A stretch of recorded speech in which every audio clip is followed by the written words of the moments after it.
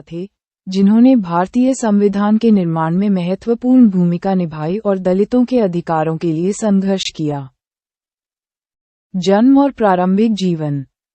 1. उनका जन्म 14 अप्रैल 1891 को मध्य प्रदेश के महू में हुआ था। 2. उनके पिता का नाम रामजी मालोजी सकपाल और माता का नाम भीमाबाई था। 3. वह महार जाति से थे, जो उस समय की समाज में निम्न जाति मानी जाती थी। और 4. उन्होंने अपने जीवन के शुरुआती वर्षों में जातिगत भेदभाव और सामाजिक बहिष्कार का सामना किया। शिक्षा।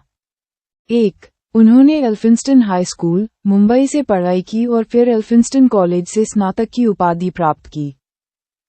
2. उन्होंने बॉम्बे विश्वविद्यालय से अर्थशास्त्र और राजनीति विज्ञान में डिग्री प्राप्त की। 3. उन्होंने न्यूयॉर्क के कोलंबिया विश्वविद्यालय से एमए और पीएचडी की डिग्री प्राप्त की। 4. लंदन स्कूल ऑफ इकोनॉमिक्स में भी उन्होंने पढ़ाई की और ग्रेज इन में कानून की पढ़ाई की।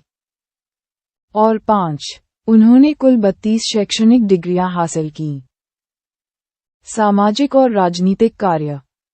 1. उन्होंने दलितों के अधिकारों के लिए संघर्ष किया और जातिगत भेदभाव के खिलाफ आवाज उठाई। 2. उन्होंने बहिष्कृत भारत नामक एक समाचार पत्र की शुरुआत की, जो दलितों की समस्याओं को उजागर करता था। 3. उन्होंने स्वतंत्र लेबर पार्टी की स्थापना की, जो दलितों के हितों की रक्षा के लिए काम करती थी। 4. उन्होंने भारतीय संविधान सभा की बहस में भाग लिया और संविधान के मसौदे को तैयार करने वाली समिति की अध्यक्षता की।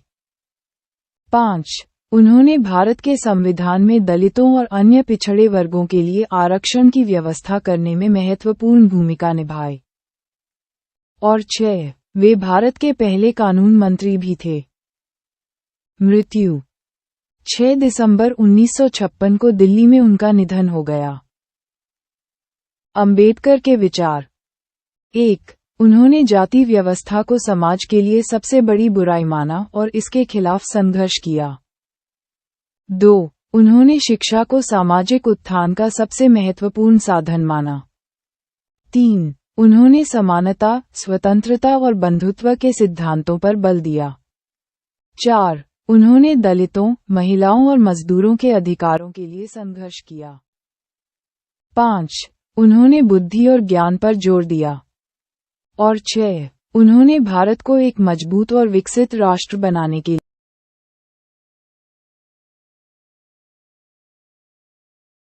लिए काम किया।